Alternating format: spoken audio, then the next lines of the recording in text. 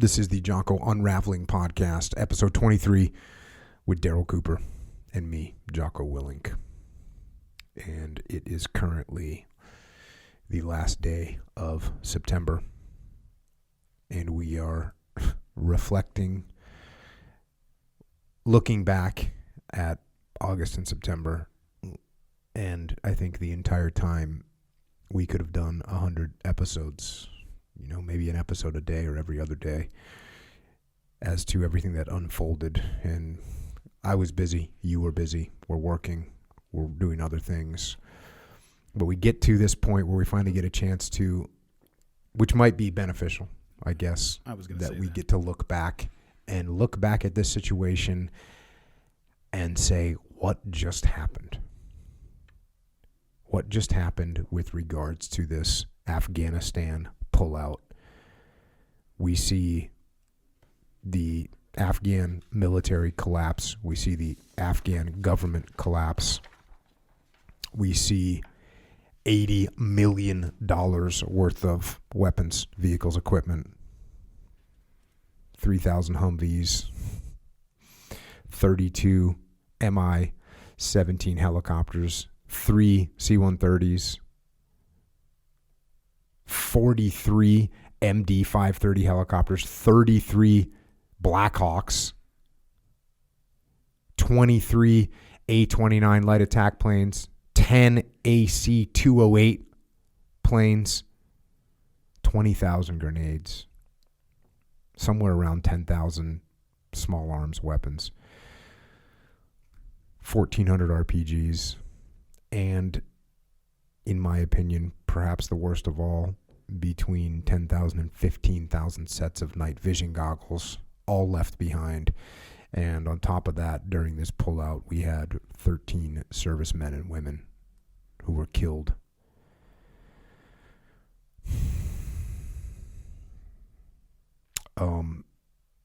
Just an unmitigated disaster.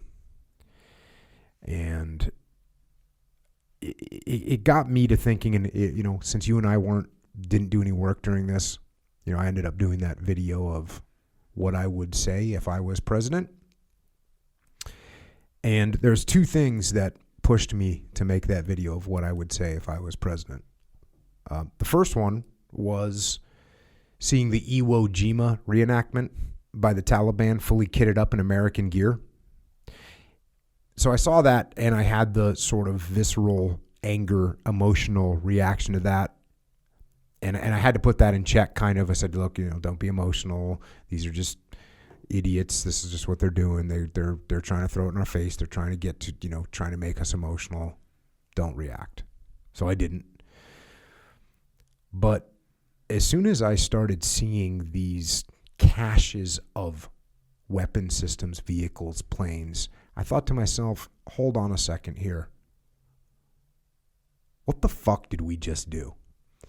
It's hard enough to fight the Taliban or Al-Qaeda when they've got the advantage of not having any ROEs, when they don't care about friendly fire, when they don't care about civilian casualties, when they can hit and run, when they don't have to hold any ground, when they can fade into the night, when they can use our ROEs against. Never mind the fact that they don't have ROEs, but they use our ROEs against us. So it's bad enough to fight an enemy like that. But now we have an enemy that has the same weapon systems as we have. Never mind the helicopters. Never mind the armored vehicles. What about just seeing a Mark 48 machine gun and knowing the effectiveness of that weapon, and then there's a laser mounted on it, and the Mujahideen fighters are wearing night vision? So at that point is when I said, I need to talk about what we should be doing right now as a country.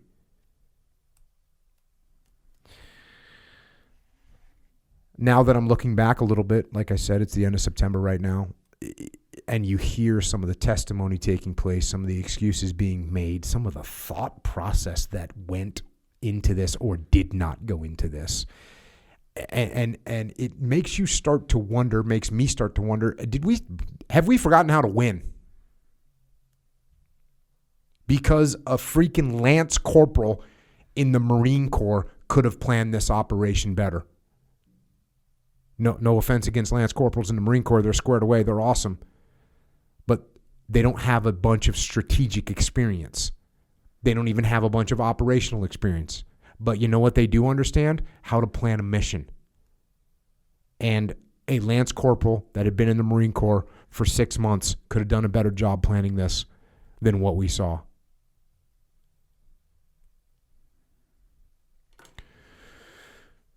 What'd you think, DC? Well, I am glad, like you are, that we happened to be busy over the last month so that we waited. I'm no less angry. In fact, I'm probably angrier now, having seen the way, I don't know if how I could have expected anything otherwise, but the way it's been responded to, the deep knowledge at this point that you suspected even at the beginning, but now it's just certainly clear that nobody's going to be held accountable for this. Not even reputationally is anybody going to be held accountable for this. And so, there's two questions. Is like, one is what happened, and two is like what is happening overall, with the Department of Defense, sure, but like our overall system of government right now, where something like this could happen and then be responded to in the way that it has been. I mean, we've got not just politicians. I mean, we've got journalists, people who like theoretically in a situation like this should be the ones we expect to hold lying politicians accountable for something like this, framing it as an extraordinary success. It's the miracle of Dunkirk all over again. It's just extraordinary how we managed to pull off. It's insulting. These people are a joke. And none of their excuses make sense. With people with military and government experience like we have, it's completely insulting knowing that they are providing excuses that are meant for people who don't have that experience, who don't know any better, and they sort of hear things and it sounds complicated and they just have to sort of accept what they're told because they don't know any better. When they tell us that, we thought that the Afghan security forces were well trained and ready to go, trained up to American standards, and ready to fight the Taliban. General Lloyd Austin at the time was in charge of CENTCOM until like 2017. Don't tell me he didn't have some idea what was going on with the Afghan forces. That is horseshit, and it's insulting to hear it.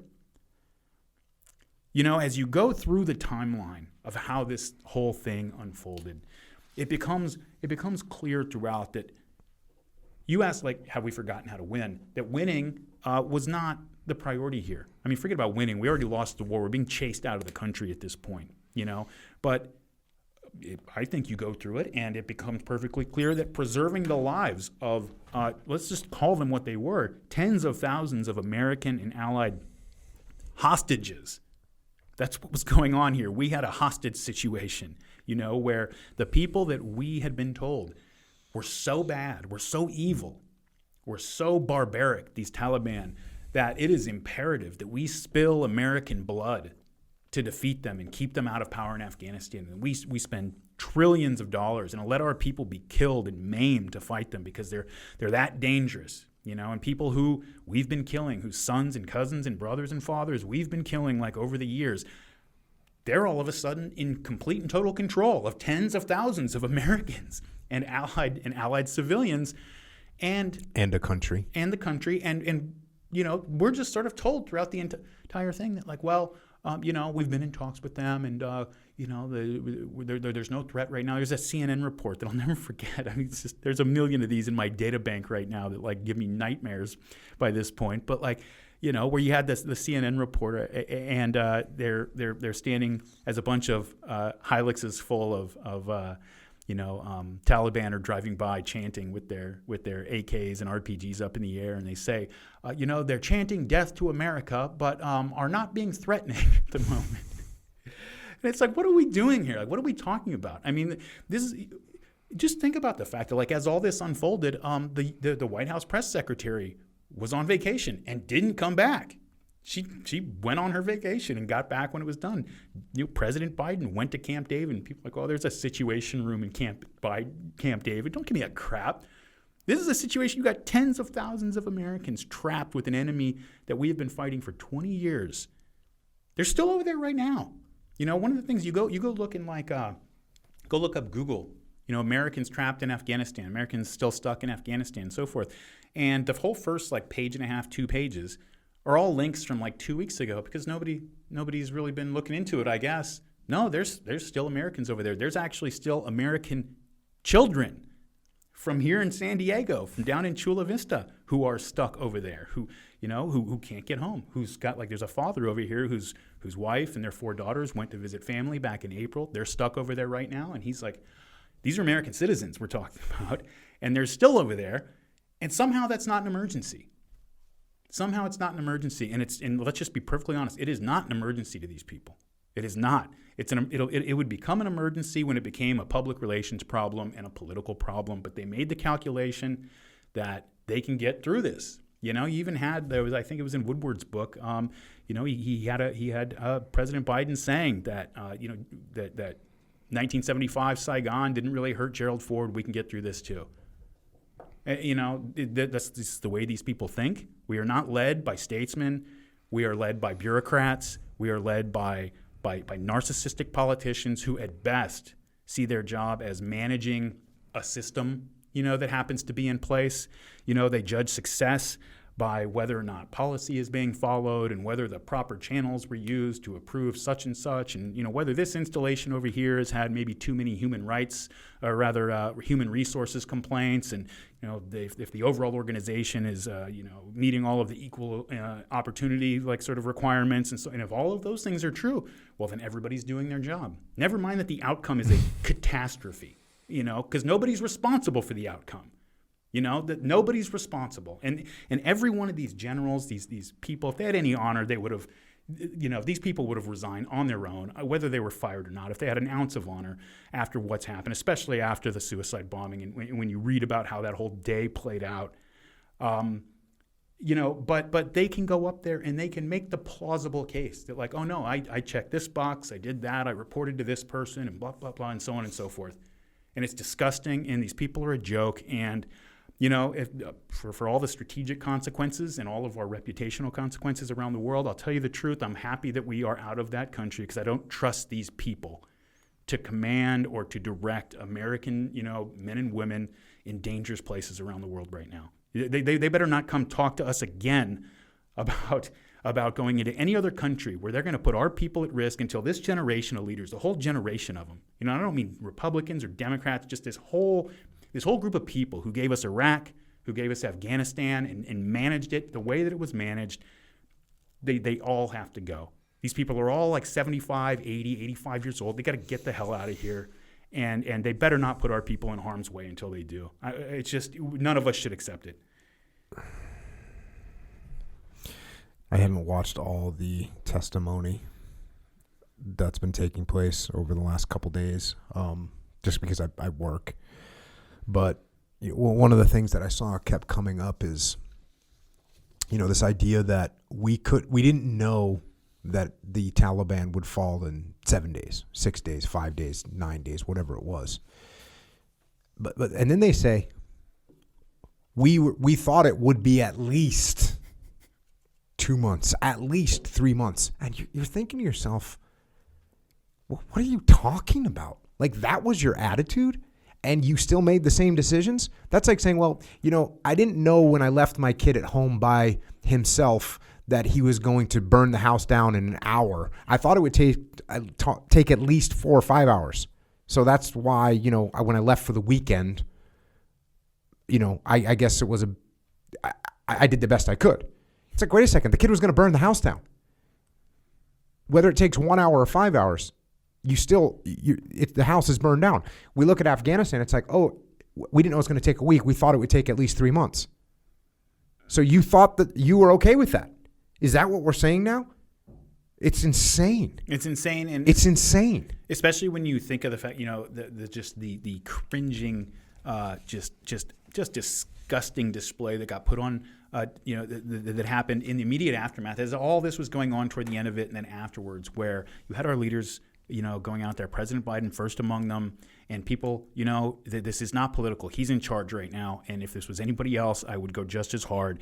Going out there and just going off on the cowardice of the Afghan security forces and leaders and so forth. It's like, well, our own people are saying they're going to collapse in 3 months, And so is it better to fight the Taliban to the last man and then suffer the consequences when they win in 3 months? Or is it like a better idea to just say they're giving us an opportunity to get out of this peacefully. Let's take it. Of course, that's a better idea. That was one of the things that was most stomach churning about the entire thing. Like, it's just, especially when you go through the timeline of events again and you see how all this was developing. It's like you said, we didn't know. A lot of people knew. Okay, you can go read like Small Wars Journal, Long War. Go read like guys like Tom Jocelyn or Bill Roggio, guys who have been on the Afghanistan beat for years and years on a detailed level. There's a guy who a podcaster. He's a radio host on KFI up in L.A. for many years. Brian Suits, who runs a podcast called The Dark Secret Place, talks about military. He's a veteran, and all these guys. There's tons of people who, like, as events were unfolding in May and June and July, they're like, oh yeah, this is over. Like, the Taliban are coming, and the country is in process of collapsing right now. Don't tell me that nobody at the National Security Council or any of these other places was getting that report. If they weren't getting that report, they're freaking idiots. There's a great quote from Hackworth was one of the major problems of the Vietnam War is that the politicians listen to the generals, and the politicians only listen to the generals, and the generals only listen to themselves. So even when you say Lloyd Austin was CENTCOM commander in 2017, he had to have known. It's like, well, it depends on how much he insulated himself. Because some people insulate themselves to the point where they're only getting a briefing from other generals. Mm. And guess what that general wants to do? Wants to tell a good story. Wants to tell a positive story. Now there's a lot of pressure up and down the chain to do it, all the way down to the ground level to pencil whip it, right? When you start talking about the government, you kind of went hard on the government system. I mean, you're seeing that not just in this Afghanistan scenario, but we're starting to. I mean, look at the way things are handled right now, and the methodology. It's like the new way to win. Because I said, have we forgotten how to win? Actually, we've learned a new way to win. It seems like there's a new way to win. Oh, what we need to do is change the rules, change the perspective, show people something from a different angle, and then you get the W. Yeah. Yeah, you see, and we're okay with board, it, right? I mean, you were talking. What were you saying about the school? Like the schools, the low graduation rates in California. Yeah. How'd that play out? Well, they just they took away the requirement for the graduation exam, and they started going up. It's amazing, and they've taken credit for that, and people have gotten promoted because of it, because the graduation rate has gone up. The schools are a perfect example. I don't get too bogged down in some of the other aspects of it, but I think it is important to recognize that this is not like just a specific Department of Defense or military problem. I think that the Department of Defense and the military are probably, some of the least bad, situations we have in our bureaucracies right now. I mean, but, you look at the schools and you say, for decades, we're consistently putting out large percentages of students who are graduating without basic skills. For years, LA Unified School District had a graduation rate that hovered just under to just over 50%. And you say, okay, we're pumping more and more money into these things every single year. Every year there's a new white paper based on some new person's research that we're going to change things to do this and that. And you say, who's responsible for the fact that this organization is not accomplishing its mission? And the answer is nobody is. Nobody's responsible. Mm-hmm. What's responsible is the system. The system's responsible. We're just bureaucrats. We're managers. The system's responsible. Well, what's the system? You can't criticize the system. The system is our democracy. The system is, in the case of Afghanistan, the men and women of the armed forces or some other sacred symbol that we're all loath to criticize, and is and are used as shields for the people who are actually making these decisions to hide behind. And it's just it just drives you insane, because there's not even a hope that anybody's going to be held remotely responsible for any of this, and it's the most galling part of the entire thing. I was working with a company, and they had a paperwork submission process that would take place for one of their factories to be able to purchase a new piece of equipment. And let's say you want to manufacture something, and you come to me at my factory inside this company. You say, hey, I want to make this. And I go, okay, cool. but I got to buy a piece of equipment. I know that. So I run it up the chain of command, and I want to give you a bid on what I can make for you. So they ended up with this process where I would submit the paperwork for this new piece of equipment, and it would never get done in time. And by the time I am able to get back to you and say, yep, I can make your equipment, here's the bid, you've already found somebody else that can make it. So they had this big problem. They'd cost them a bunch of, millions and millions of dollars of production that they could have done for various contracts. So as they're explaining this piece of paper, I said, well, what's this piece of paperwork? So they say, well, the paperwork goes into a black hole at corporate. Okay. So I say, who? And I'm sitting there with all the executives and the plant managers for multiple factories. So I say, okay, you submit this piece of paper, you factory manager? Yep, I do. Okay, who gets it? And so someone raises their hands. And then I say, okay, you sign it, and then where does it go? And so that I figure out the whole chain. And there's 10 signatures it's got to get. All the way up to the CEO if it's a piece of equipment that costs more than whatever the number was. And I said, okay. I said, okay, I get it. It's got to get signed. I go, let me ask you this. Once this piece of paper hits corporate, who has ownership over that piece of paper? And the answer is no one. And therefore, it's not a priority. No one gets it done. They lose millions and millions of dollars. So like you're saying, anytime you have some kind of a process that no one, because what are you going to say? Corporate's all jacked up? Yeah. Okay, but that doesn't help us solve the problem. We know that. What someone has to do is say, hey, I'm in charge of LA Unified. The results that we get are on me, and I am going to fix it. Here's the first steps I'm going to take, and we'll see if they work. And if they don't work, I will make other adjustments. But you don't see that, and we don't see it anywhere in government, really. No. I mean, even when you look at the structure of special forces, and ask what is the purpose of special forces? One is to take certain highly motivated and talented guys and make sure that they're very highly trained to accomplish specific critical missions. But really, there's a recognition almost in there that when something is really important and has to be done very quickly or with extreme precision, there's not a lot of room for error. Sometimes you have to take it out of the system, out of the sort of normal bureaucracy and the way things operate in order to have any confidence that it's going to really get done the way that it's supposed to. And that goes, you guys have your own procurement process, everything down to there, to get what you need. And it's this almost this recognition that the system is really built to sort of meet certain metrics. And if we can say that we've got a bunch of things that are green instead of red on the PowerPoint, and we've accomplished our mission 85% of the time, then we're good to go. That's a highly efficient organization. But one of those 15% just happens to be leaving tens of thousands of Americans in the hands of the Taliban for an undetermined period of time.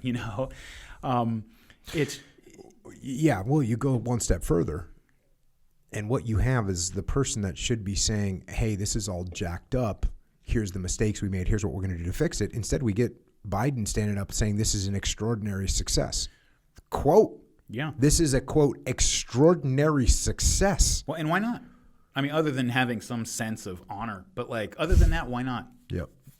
Because, in a sane country, in a real country, with an actual functional media ecosystem, and a citizenry that wasn't so deeply politically polarized that they just are going to eat up and regurgitate whatever it is they get as the party line that morning. People just saying that, it would be so discrediting that it would be hard to continue as administration after that. Forget about the whole thing happening. The whole thing happening, Joe Biden could have credibly said, look, it's his problem, it's his responsibility, he's the president, et cetera. But we're talking about this developing in July and August, and he came in January, and there's a lot of other things to, as you're onboarding. He could have credibly come in and said, look, here's the information I was working with. Here's where we were when I came in. We've done X, Y, and Z to try to prepare for this. But this is it's a crazy situation in a part of the world that obviously we don't have a lot of resources and control, and this is what happened. Okay, I think people would have been fine with that. And here's what we're going to do to fix it. And here's what we're going to do to fix it.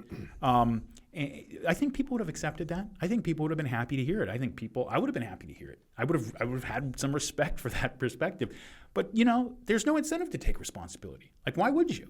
The worst thing you can do is give, I guess your political opponents an opportunity to say that oh yeah, we told you did this wrong. Just say no, you didn't. Just say that this complete catastrophe was a huge success.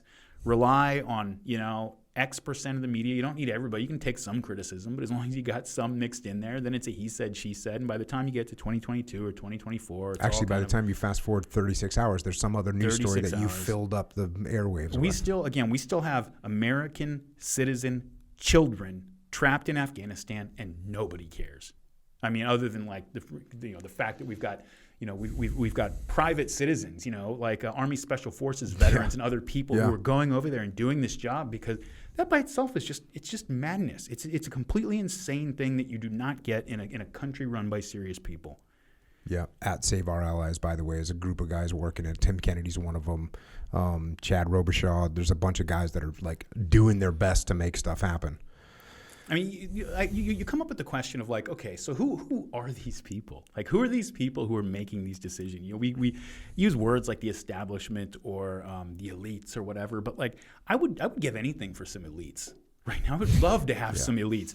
I don't know who these people are, but what we do have some idea of how they think and how they operate. There's the famous, now infamous, notorious fact that the president of Afghanistan, who fled the country with a plane that was so laden down with cash that they had to leave pallets of cash behind because they couldn't hold any more in its cargo bay, that he flees the country. President Ghani flees Afghanistan as the Taliban are coming in, and he was, again, notoriously now the author of a book called Fixing Failed States.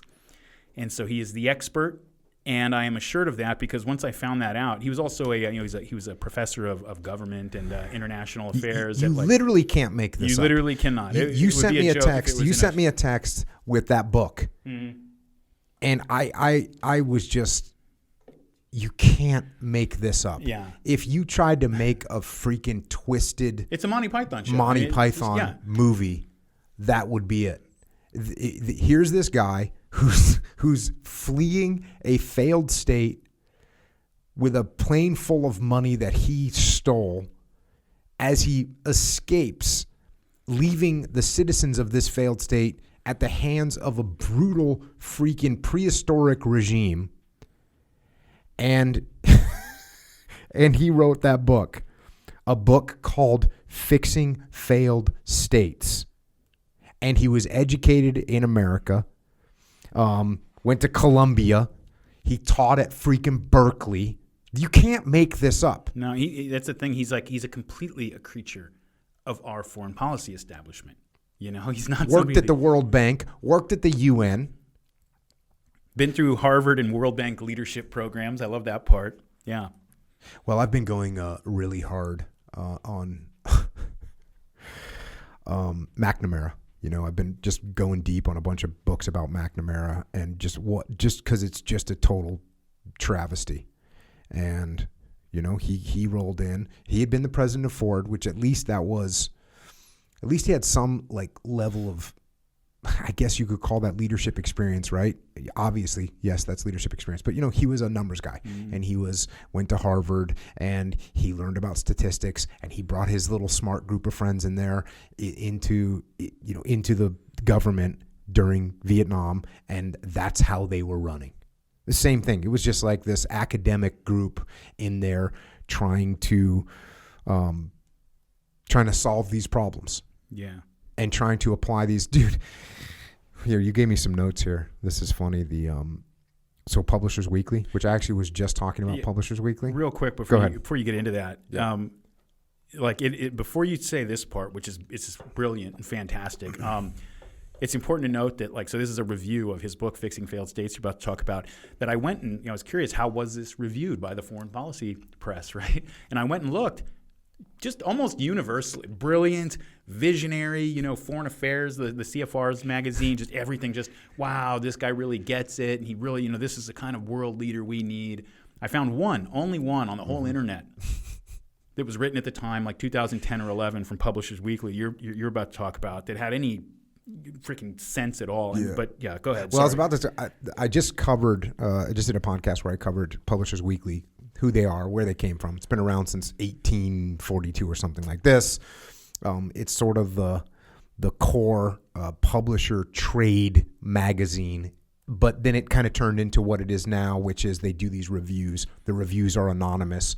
The reviews are blunt, because they reviewed my new book called Final Spin, and they actually wrote this incredibly good review, right?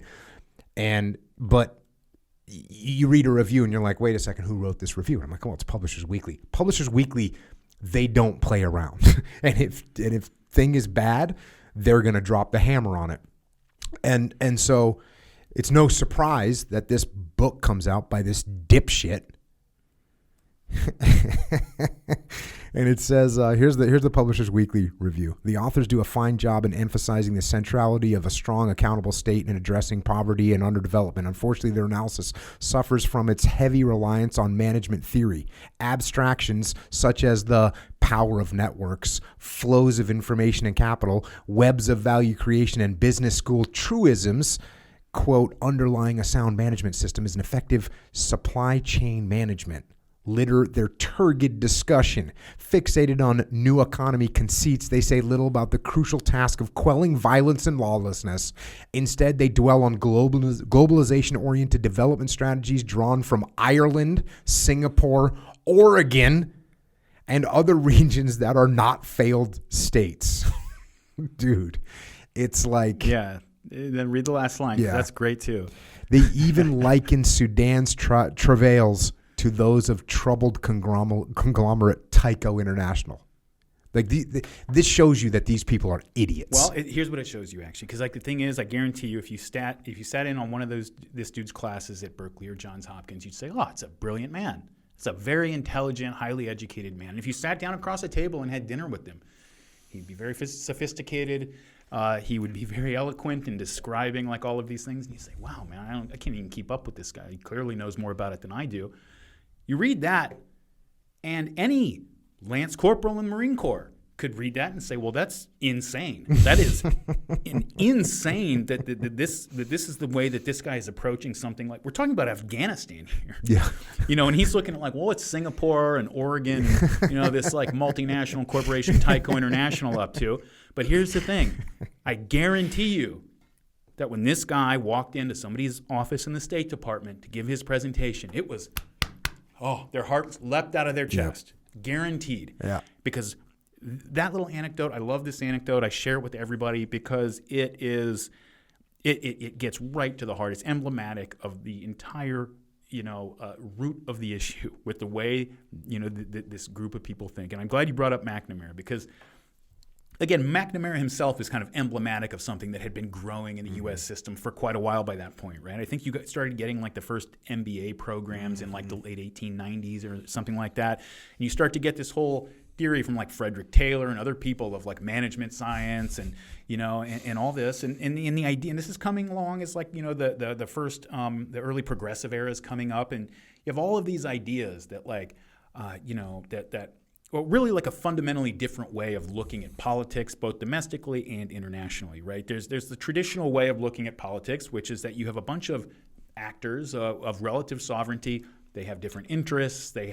might have conflicts over those interests. And politics is the way that we manage those relationships in a way that hopefully tomorrow we're not all killing each other and we can have this discussion again.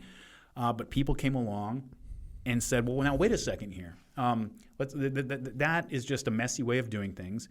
Their way of looking at politics, both domestic and internationally, is the construction and defense and administration of a system.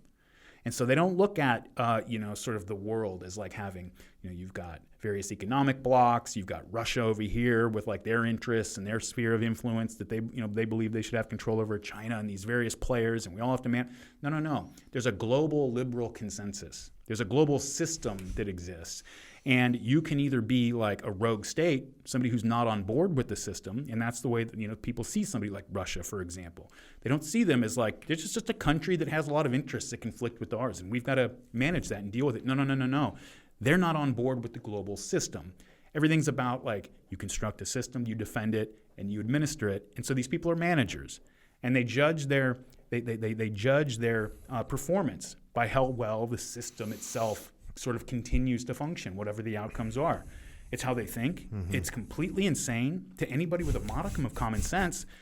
But, these people went through years and years of graduate school to pound that common sense out of them. Because it's the only way you get to a point where you think putting this guy in charge of Afghanistan is a good idea. He hadn't been to Afghanistan in decades.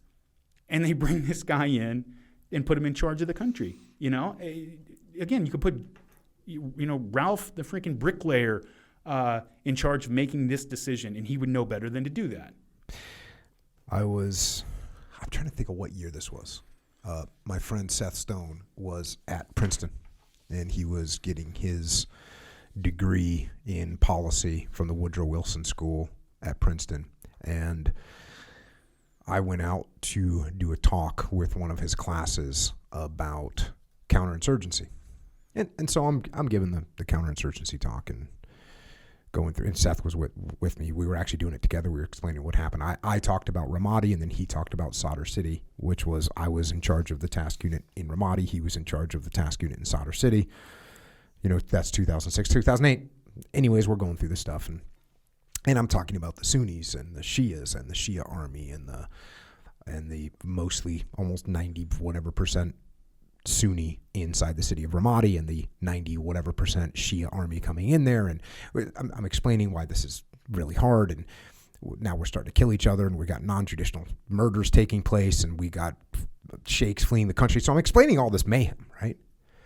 And I forget what I wish I could remember the way there was a woman in the class that asked me a question, and she set the question up with the basic, what she was looking for was, this kind of academic solution to this problem. Mm-hmm.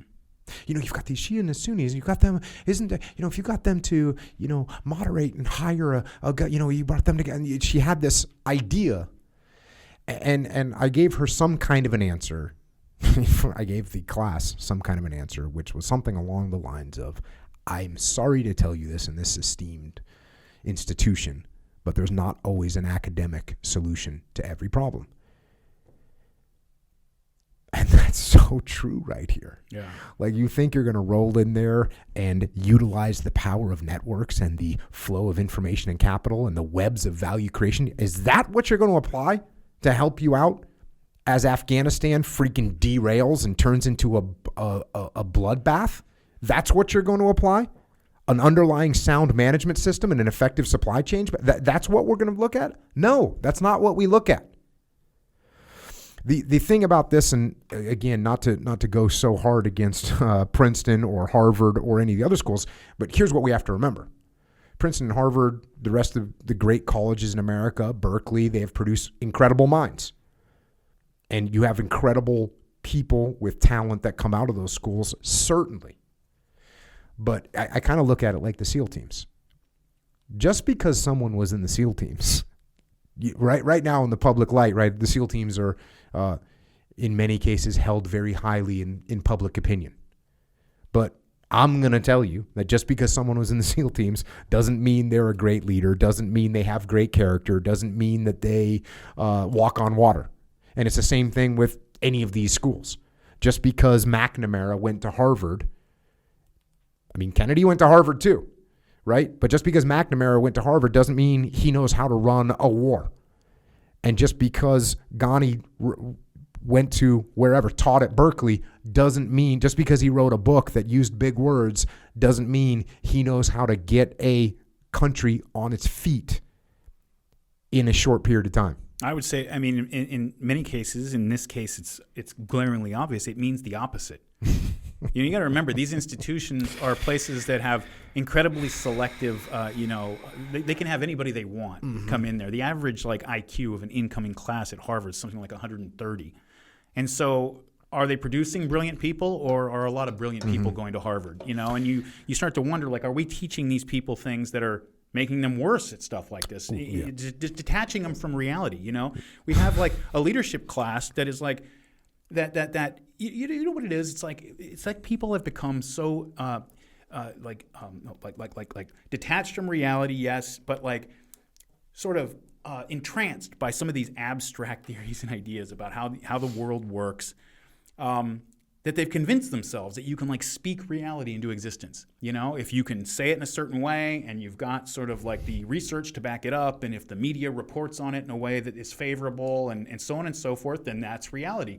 And then you run into actual reality, which is a dude from the Pashtun Waziristan mountains with an AK-47 who's never even heard of Harvard. He's forget about his kids aren't going there. He's never heard of it. He's never heard of Massachusetts. What he's heard about is, you guys are wandering around the mountains over here, and I don't like it, and I'm going to come chase you out with my gun. That's what he knows, and that's what you have to deal with. And these people and their theories are not prepared to deal with that. Yeah. Well, here's the other thing that, unfortunately, if you're not careful, you can learn at these institutions, and that is a complete lack of humility. And so you look at McNamara, this is a guy that could not comprehend that his statistics didn't make sense. I have a consulting company called Echelon Front. We work with all kinds of people that have been educated at the finest institutions in America, the Ivy Leagues and everything else. And over again, I get told, or people on my team get told, man, this is leadership. You don't learn that kind of leadership and humility and how to actually navigate tough situations when you get your MBA or when you take a leadership course. It's not the same thing. And the primary thing, which I've said a million times, the most important characteristic for a leader to have is humility. So when you think you're going to take your thing that you thought of and it's just going to overlay onto a situation with perfection, and you're not going to need to adapt to whatever's happening on the ground, and you don't actually accept. That's another thing I say a lot. The first thing you have to do is you have to actually accept reality for what it is, not for what you want it to be. Hey, you have a vision, that's great. Reality gets to have a play in that too. So we're already at a disaster waiting to happen. And the fact that our attitude was, well, I think it'll take at least 3 months for the Taliban to be in control of the country. And like you said, now what are we going to tell the Afghan military? And you don't think the Afghan military can sense that? And you don't think the Afghan military, once you pull close air support away from them, once you stop giving them the logistical support that they need to keep an aircraft running? Because you want to talk about people that don't know where Massachusetts is, but now we want them to do the maintenance on a complex aircraft. That's not happening. Well, I mean, working for the DoD on the engineering side, like for people out there who don't know, I mean, there's like a lot of weapon systems that we sell to our allies, highly advanced, well-developed countries that they can't maintain without us. We don't give them the technical knowledge. They need to get parts from us. They're completely dependent on us. And I mean, just the way we train the Afghan military is, it makes you wonder, like, makes you ask the question of, like, what were the incentives that were really driving our decision making here? Like you say, what kind of military did the Afghans need? Who was their enemy? Their enemy was the Taliban. It was Al Qaeda and ISIS and maybe some tribal uprising or something like that. That's their issue. If Pakistan decides to send in tanks and and fighter jets and stuff, we'll bring a carrier off the coast and we can handle that. Like, this is their issue. So what do they need? They need a crack light infantry. They need to know how to use mobility tactics with their vehicles and their helicopters, things like that. And they need good artillery. That's really what they need, basically, right? And what did we give them? We read some of those things, but there's a lot of other stuff, like highly advanced weapon systems that completely irrelevant, but very expensive. There's some defense companies out there that made a hell of a lot of money selling all that stuff to them, and it's stuff that's irrelevant, and we made them completely dependent on Not only are you selling them the system, you're selling them 20, 30 years of maintenance and parts and contractors that are all run through. You're setting yourself up with a gravy train for the next 3 decades. And you're building an army that is that expects close air support. Like, at any point over the last several years, or let's just say the last 2 years, when we knew we were kind of on our way out, did we start to deal with the fact that, look, we're not going to be here to give them close air support all the time. We need to start preparing them for that fact so that they can deal with that. They don't panic and don't, or not even panic, just that they have a plan, because I don't care who you are. You can be maybe anything short of a U.S. force. You put them out in the field and then just overnight take away their close air support when they've been trained that you get into this position, you call it in, et cetera, et cetera. Your morale is gonna take a serious hit, and they're not gonna just work around that on the fly. And did we do any of that? No. Well, why not? Well, because in the moment, there's an engagement going on, and we don't want the bad news of Taliban winning this victory in this place or whatever it is, and so we are going to provide close air support, and you just do that until you don't. And and so what you have is an Afghan force for all the talk out there, and people really need to stop with this. It's just infuriating, really, when people talk about how these cowards just ran away from the Taliban. The situation over there, when your leadership structure evaporates, and when your maintenance structure for all of your equipment goes away, when you can't get parts for your equipment, because all those parts come from us, they don't have parts for these things in Afghanistan. We withdrew all of our contractors in June of 2021, just a few months before all this happened. Just that by itself lets the Afghan military know that, like, we're done here. We don't think this thing is going to last, And it's one of the reasons, by the way, that, like, it's very hard to take seriously all the claims that they really thought that this thing was going to last longer than it did. It just, the way we were behaving in the lead up to it, there's just much more of a concern with perception. There's that famous infamous call between President Biden and President Ghani that happened in July. And when you look at, like, what was being said publicly at the time that this thing was going on, this is a time where there have been, we've had, like, Department of Defense Inspector General reports coming out for months saying, hey, the Taliban are moving in these areas. They're massing for large attacks. And they're starting to take over, like, provinces en masse against provincial capitals. And this entire time, we're just hearing that, like, things are going smoothly, and the Biden administration is planning its big September 11th party, because that's going to be the 20th anniversary of 9/11. And now he got us out of Afghanistan. The original date, of course, was May 1st that we were supposed to pull out according to the original deal. But around mid-April, they decided, I'm sure partly because there were planning issues, because we just weren't prepared. Even though we knew we were supposed to pull out May 1st for the last year and a half, we weren't prepared for it. I think probably they thought they could roll Biden once he got in there, that they could, like, get him to cancel, and they couldn't. And so then they kind of had to scramble at the end. That's my suspicion. When you say they, who are you talking about? The same people, for example, who admitted in print, gloated, in fact, about lying to President Trump throughout the last year and a half of his administration about how many troops were in Syria, because they were afraid if they told him that he would pull them out. So those people, whoever those people are, who didn't want to leave Afghanistan, for better or worse, look, there's a case to be made that 2,500 troops and some air support in Afghanistan would have been a good idea. But here nor there, the order was to get out, and they weren't prepared to do so. You get up to mid-April, and President Biden makes the decision that we're going to move the withdrawal date from May 1st to September 11th. And I think that the date there is very significant, because it tells you that there's a political angle to this, right? It's not just a date of, like, well, here's when we're going to be ready. Here's what makes tactical and strategic sense. It's obvious that that's not what's going on. This is a political date, and there were reports, leaks from within the White House, that said that the big part of the reason that they moved the date was at the time, the pulling out of Afghanistan was very popular, and this was going to be a big deal. And they wanted to be able to say that, like, we didn't just follow Trump's plan, and he sort of, like, got it all mapped out, and we kind of, like, just followed it and so forth. They wanted to be able to say, like, no, actually, put your signature on it. Put your signature on it. And so they have their big, their big party plan on September 11th, and you have this phone call, right, between President Ghani. This is on July 23rd. This is after we've pulled our contractors out. This is, this is a month before everything really just goes completely to hell. We've had Inspector General reports, media reports for months now saying that the Taliban are on the move. They're massing for major attacks against provincial capitals. Like, the Afghan forces are collapsing.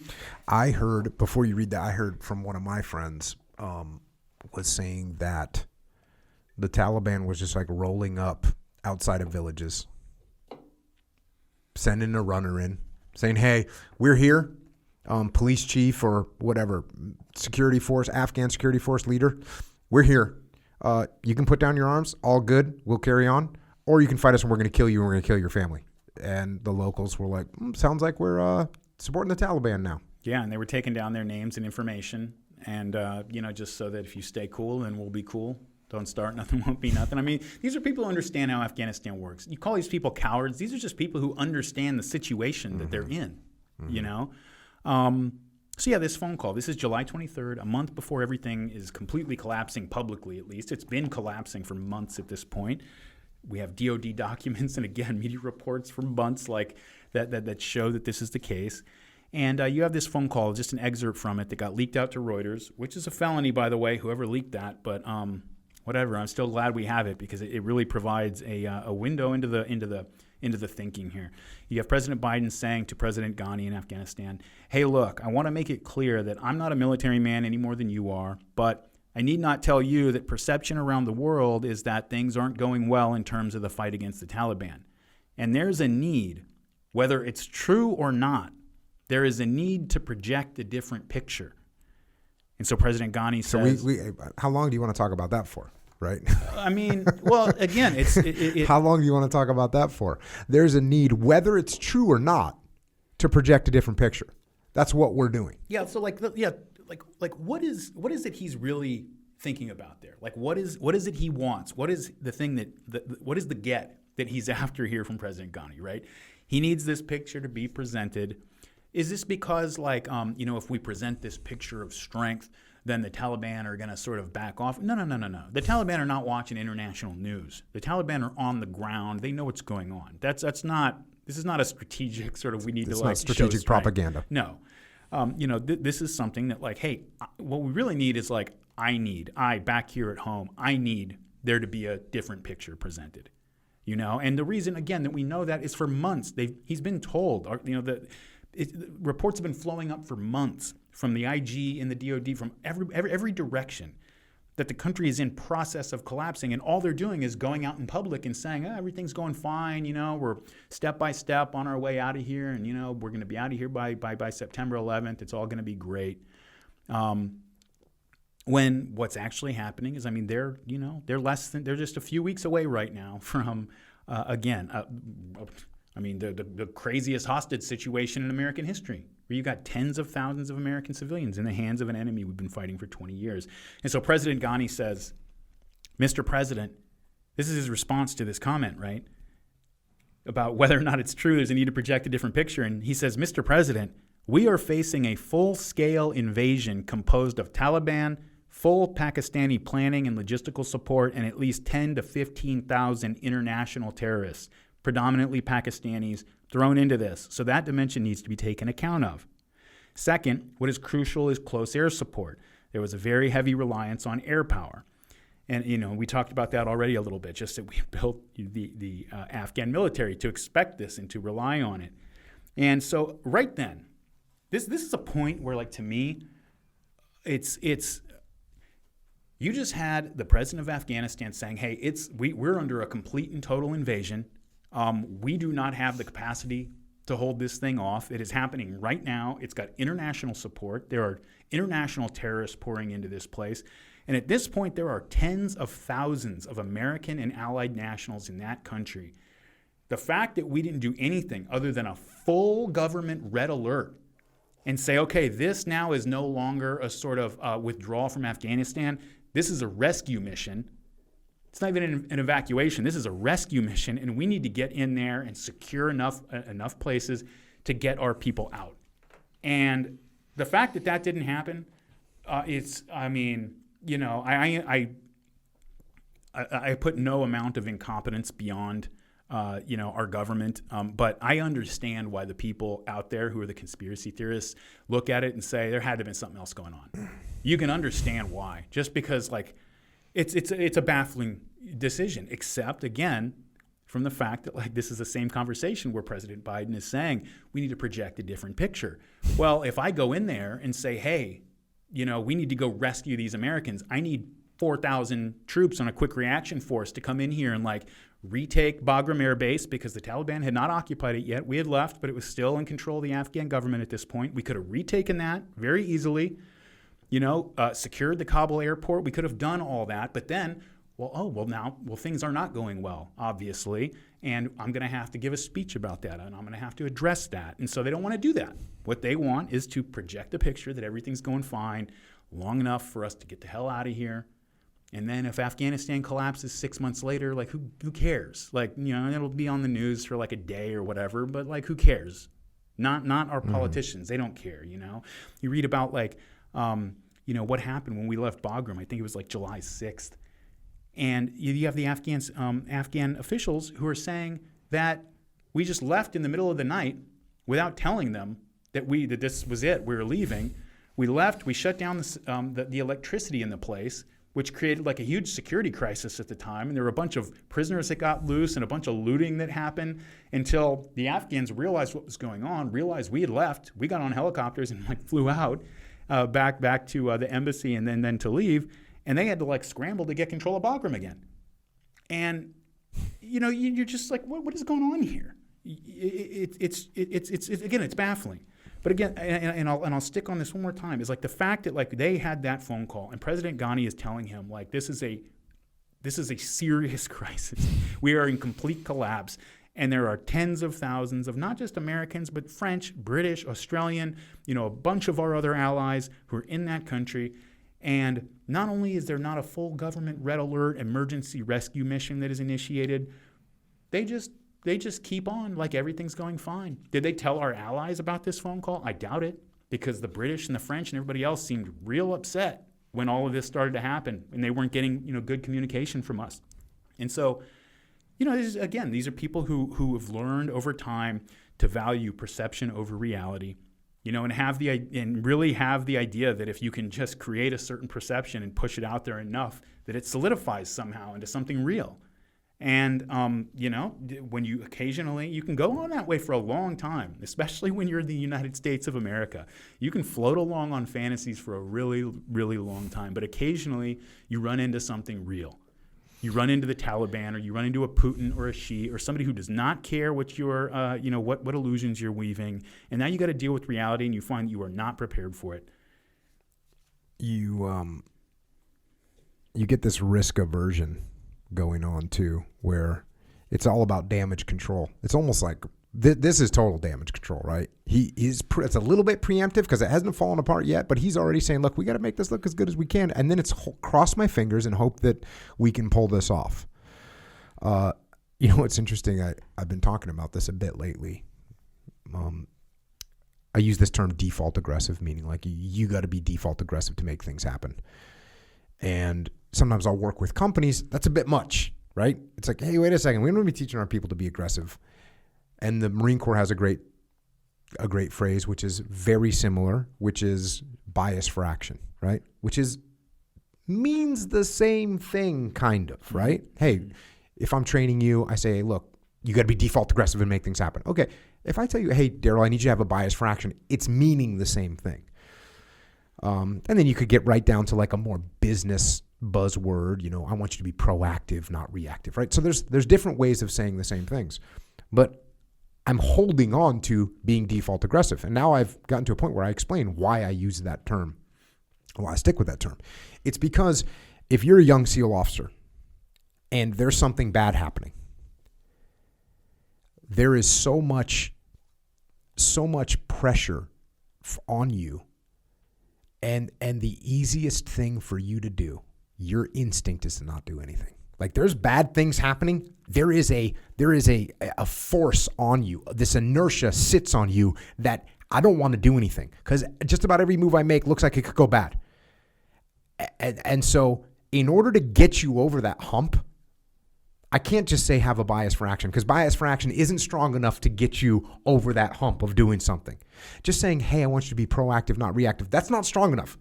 The amount of weight that is sitting on you, telling you don't do anything, you better just sit back and it's easier just to let it go. Let's see what happens. That weight is so heavy. That pressure is so much that it takes a phrase like, listen, dude, you need to be default aggressive. You got to make something happen to get you to break away from that gravity that human beings have, which is we don't want to do anything. We don't want to rock the boat. If I make a decision, it puts me at risk. I'd rather just sit here and not do anything and just have events unfold and I'll deal with what. And you can kind of sense that here with Biden. Things are obviously going sideways. If I was in this situation, I would have done what I said on that video, which is, oh, it's going bad right now? Cool, here's what we're doing. We're sending shock troops in there. We're going to retake Bagram. We're going to send out strike units into all of Afghanistan until we get everybody we want. We'll get them sorted. And when we're done, whenever that is, we'll leave. We're not playing by anybody else's timeline. We're doing what we need to do to win. And that would have been an aggressive move.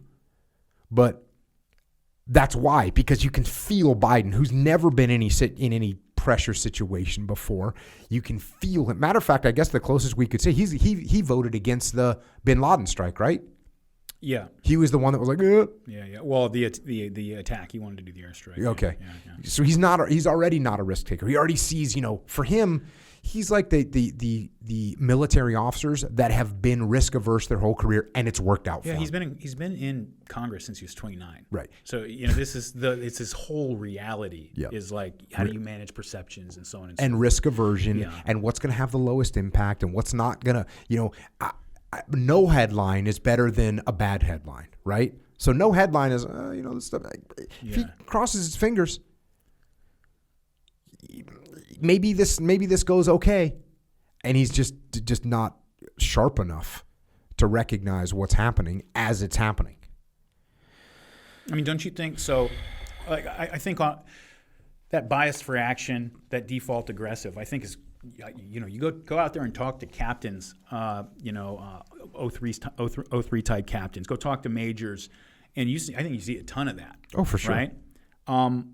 As you start to filter up, and there's been good writing about this from like Tom Ricks and others, that as you start to filter up the ranks, those guys with that default aggressive, like at some point along the line, no matter how great they are, there's going to be something, maybe, a lot of times along the line that, doesn't go right. And they're the ones who made the decision. They're responsible for it. And, they've got a million times that it worked out and the situation was saved because of them. But now you got this one thing, and now they're going up for 05 or 06 against somebody who doesn't have that mark.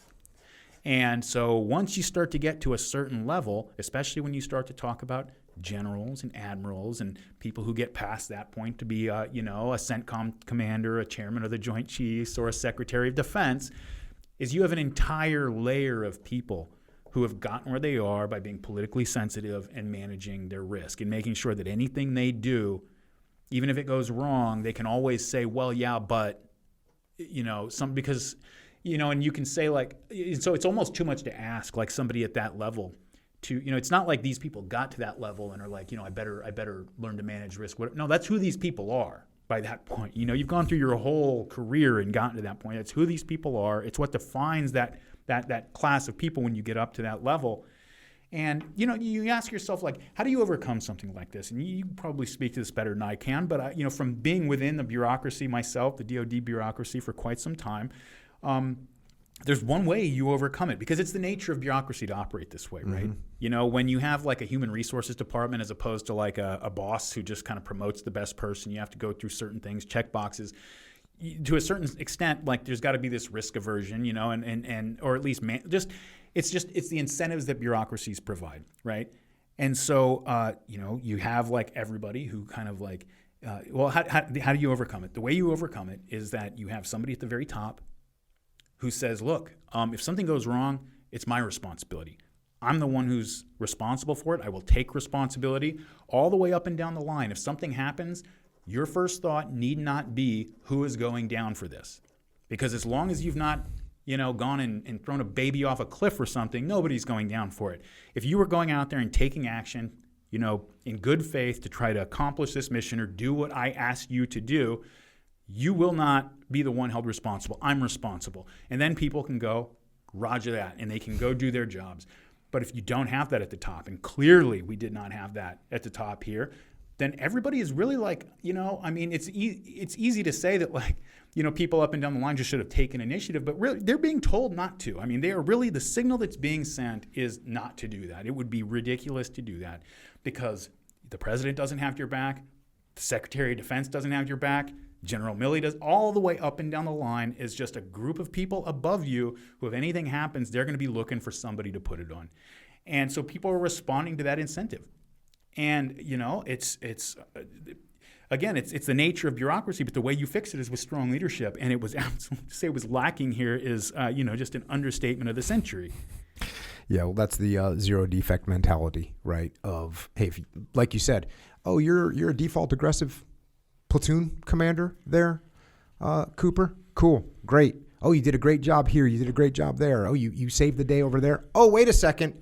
You went a little too far over here. Your career's done. And literally done, right? Literally done. It's over. Like you're not getting promoted again, and then you're eventually getting. So who gets promoted? People that didn't take risk, and also people that obeyed and didn't push back, right? because I say, Cooper, I want you to do this. I want you to put your troops at additional risk. That's what you need to do. And you go, Roger that, sir. Okay, great. You get promoted. Yeah. Oh, I don't want you.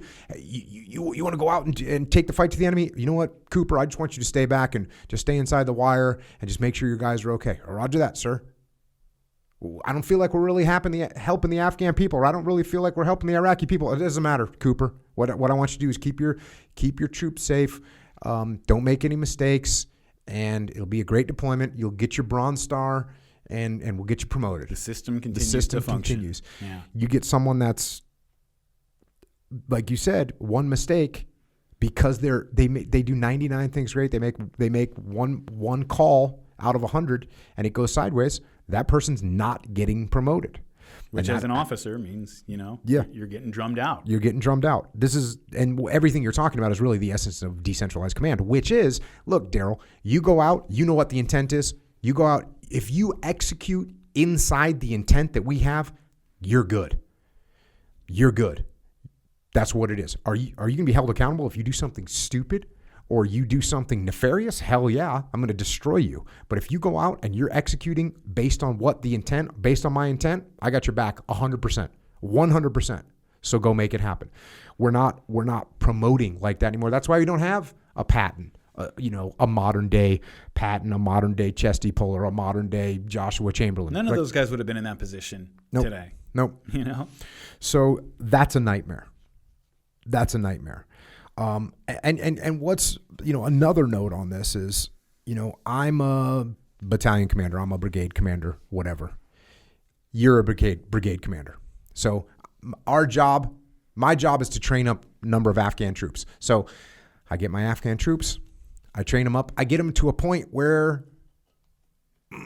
they can kind of patrol on their own. They can kind of patrol on their own with a minimum number of advisors. So I get done with my deployment, I turn over with you, but I send my report up that says I got my Afghans to a point where they could patrol with a very small number of American advisors. And great. I turn over with you. You see my report. What do you do on deployment? You know what you do? You do a little bit better than me. Maybe not in real life, but on paper, you do a little bit better than me. Because if I'm now the overall commander, I say, Darryl Cooper, what happened? Jocko trained these guys up to where they could do patrols with limited number of advisors. And you said the same thing. So you didn't really do anything? Jocko already did that. So what's your report says? Your report says, I trained, instead of just, Jocko only trained 400. He trained one battalion. I got 3 battalions that can now do operations with limited advisors. Okay, that's good job, Darryl. You're getting promoted. And what's the next guy doing? He's got them so that they can do raids and patrols. So we end up in this situation where we're expanding on the truth. Yeah, and it's not just bottom up, right? There's top down pressure for that as well. 100%. I got a report. The brigadier general says, I've got a meeting. I've got to present to the 4-star this weekend. He wants to know that we've met specs. Met the quota for trained Afghan soldiers like for the last quarter. I want to see green instead of red on that PowerPoint, because PowerPoint is how information, it comes to people at that level. And so he tells that to a colonel or lieutenant colonel, who tells it to the major on the ground, who's like there and knows that like, oh, these guys can't read. A lot of them can't count to 10. There are tribal issues, like interoperability issues with these units that like if we didn't have Americans watching over them, I'm not sure that they wouldn't start killing each other. And so on. And certainly they're not going to risk their lives for each other and so on and so forth. He knows that. But he's got pressure from above saying, look, are you going to be a problem for me? Yep. The general really wants to hear this. Like, don't be the asshole for me. You're making my life hard. And, the guy may be in good faith. I mean, we all want to say that, like, oh, you should just be the one who steps up. But, like, there's a guy facing 1 to 8 years in prison right now, a Marine lieutenant colonel, for going on YouTube with a video and saying people should be held accountable for this. So, I mean, there's no incentive to do that. And that's the reality. And so, like, short of like there being like a mass strike or something, right, like for one person to stick his head up, the system is just not built to incentivize that. Yeah, and it's also not necessarily a nefarious thing where, Darryl Cooper takes over from Jocko and he's going, damn, like, I only trained 400. well, why is that? Oh, because the turnover rate. Like the Iraqis, they turn over all the time. You get people that would be in the army. They're supposed to be serving for a year. They'd serve for 2 months and then they'd bail. They'd desert. So instead of reporting the truth about what's happening, it's like, well, we start feeling like, hey, I could do a little bit better. And there's also other things that happen.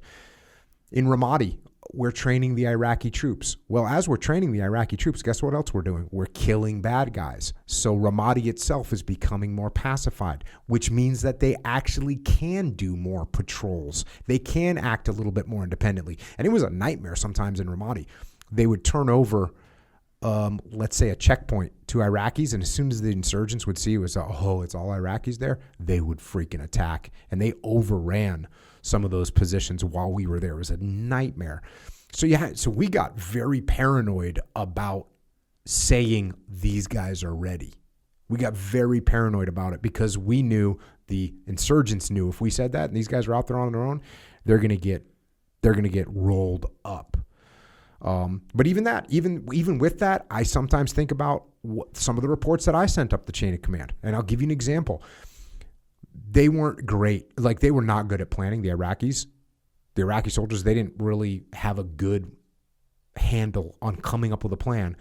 And I remember sending pictures up the chain of command. This is myself putting me on report right now of like, hey, here's a picture of, some Iraqi soldiers doing plan. Because we used to send pictures of the Iraqis every week that were used for exactly what we're talking about. Here's 40 Iraqi soldiers doing marksmanship. And it's to paint this picture of progress. And I remember sending up a picture that was like, here's some Iraqi soldiers and their officer coming up with a plan for an operation. And they're looking at a map that they had no idea what they were looking at. So there's me doing that, right? There's me doing that. Now, the line that I didn't cross was like, hey, these guys are ready to go on their own. I couldn't do that because I knew what the outcome would be. But me trying to do a good job. Oh, you want to see pictures of these guys planning? Okay, cool. Here's a picture of these guys planning. They don't know what north is on a map, but here's a picture of some Iraqi soldiers that can't read. They're planning a mission. It's like, it was bullshit. Yeah. So, but then you take that little sliver of Jocko bending the truth a little bit and saying, hey, the Iraqis are doing some planning. But then you multiply that times 20 years and you end up with a bad situation.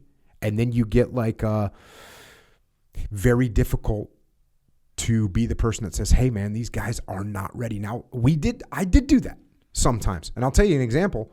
They were like, hey, can you teach these guys? One of them was like, can you teach these guys to do biometrics after a direct action mission? I was like, no, this is not possible. They're not going to be able to operate this equipment. They're not going to be able, this is not possible. We cannot do that. Long range shooting. Hey, can't you get these guys to a point where they can take, 500-yard shots? No, we can't. We're not doing that. Not only do we not think they're capable, I don't think that's smart. The last thing I want is to have one of these people that we trained turn those weapons back on us. We're not doing that. So there was like a line for me, but still, even I pushed that line a little bit. And so now you take that, you multiply it times 20 years and times multiple iterations. And one of the worst things about all these modern wars that we have since Korea is that we go on deployments and then we go home. World War II, you went and you stayed for 2 years, 3 years, 4 years, and you stayed until we won. Starting midway through Korea, it was, hey, you've been here for a year, you can go home. And now what are we trying to do? We're just trying to get through that year. Vietnam, same thing. Hey, you could do a year, you can go home. Okay, so how's that attitude change? It changes from trying to win to trying to survive. And that's a big transition. So it's not only trying to win, changing from trying to win to trying to survive, you also lose this continuity. Yeah. And when you lose that continuity,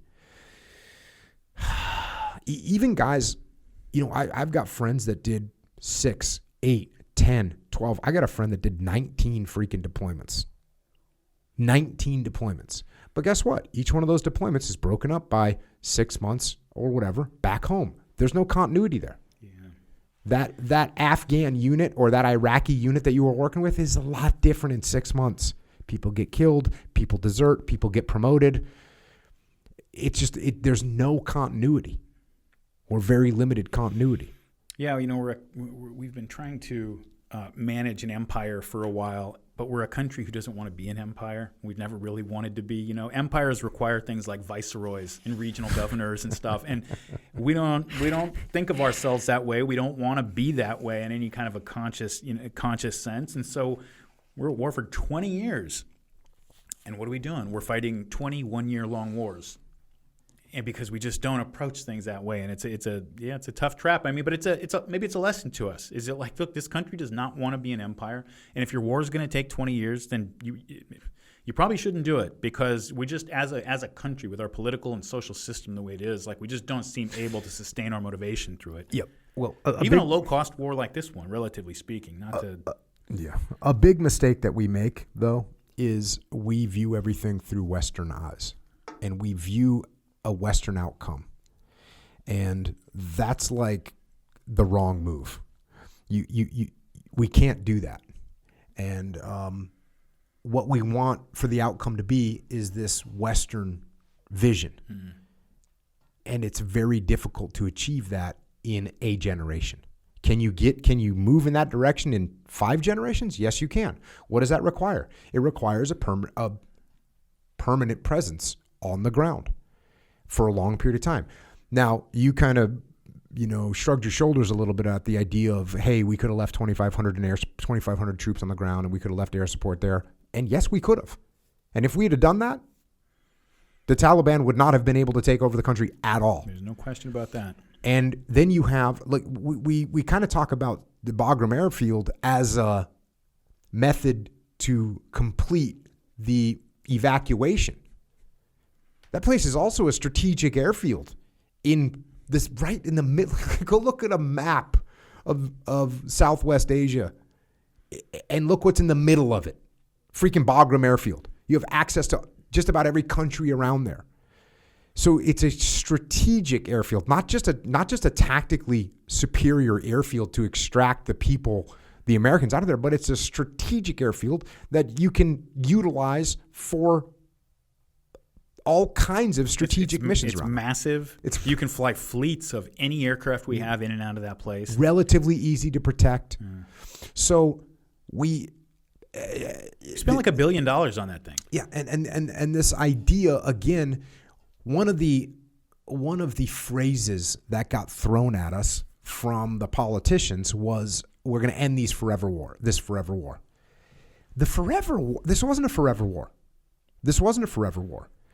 American soldier hadn't died there since February 2020. 18 months, we'd gone, okay? And look, every freaking soldier that dies is a travesty. But when you've worked that hard, it's not just a sunk cost fallacy either. It's not like, we've worked that hard to get there. We got there. This wasn't like, we've put a lot in here, but we should just finish the job. The job was kind of done. What we needed to do was maintain some sort of presence there, so that we don't say, it looks like the Taliban's going to rule in 2 months or 7 days or 4 months or 6 months. The Taliban is not good. So when we have a thought that maybe the Taliban's going to be in control of this entire country, we shouldn't allow that. What's it cost to us? What's the cost going to be for us to not allow that? We got to keep a couple thousand troops on the ground. We got to keep air support there. Well, guess what? Well, isn't that going to cost money? Yeah, it costs money. You wrote this kind of funny thread, and I don't even know when you wrote it on Twitter, about how about some training grounds? Why don't we use this for training? It's a funny idea, right? But you're going to go on deployment as an American. You're going to go on deployment. If you're going to go on deployment, why don't you go on a deployment instead of going on deployment to Germany or going on deployment to Guam or going on deployment to Korea or going on deployment to the Philippines, which we all deploy to all those different places. Why don't you go on a deployment where you're actually maintaining the security inside of a country and keeping that country stable so that you're being utilized for a very good reason?